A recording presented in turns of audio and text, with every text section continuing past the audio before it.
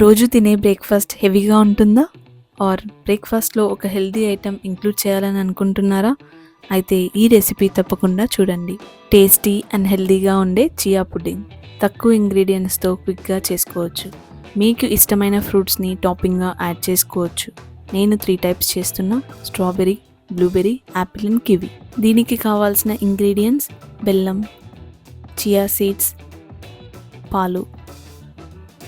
ముందుగా base prepare చేసుకోవడానికి ఒక బౌల్లో చియా సీడ్స్ తీసుకొని అందులో బెల్లం వేసి మిక్స్ చేయండి. బెల్లం ప్లేస్లో మీరు హనీ లేదా పామ్ షుగర్, మేపుల్ సిరప్ని కూడా యాడ్ చేసుకోవచ్చు. తర్వాత పాలని యాడ్ చేసుకొని బాగా స్టిర్ చేసుకోవాలి.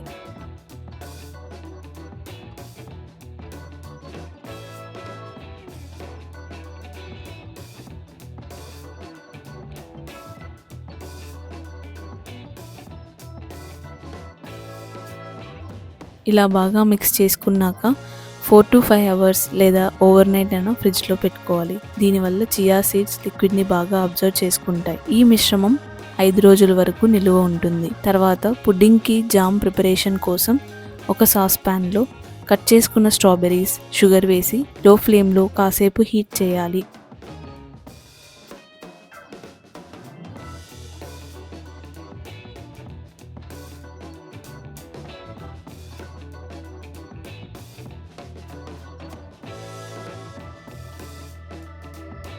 కొంచెం మ్యాష్డ్గా ఈ కన్సిస్టెన్సీలో అయ్యే వరకు స్టిర్ చేయండి.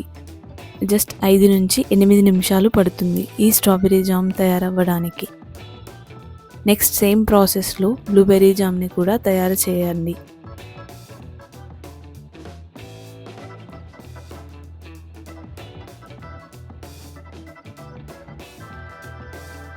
ఇంకా నెక్స్ట్ డే సోక్ అయిన చియా సీడ్స్ని మీకు నచ్చిన కన్సిస్టెన్సీలో తీసుకోండి.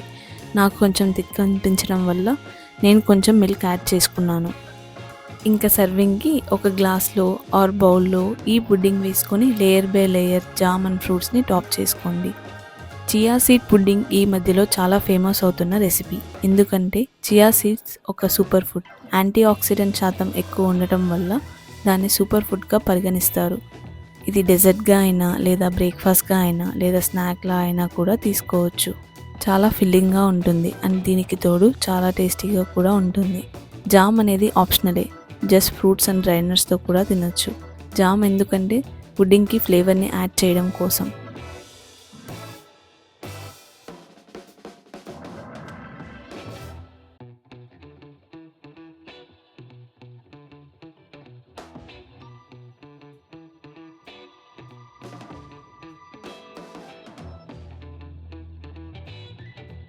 ఈ హెల్తీ రెసిపీని మీరు కూడా ఒకసారి ట్రై చేసి కమెంట్లో ఎలా ఉందో చెప్పండి.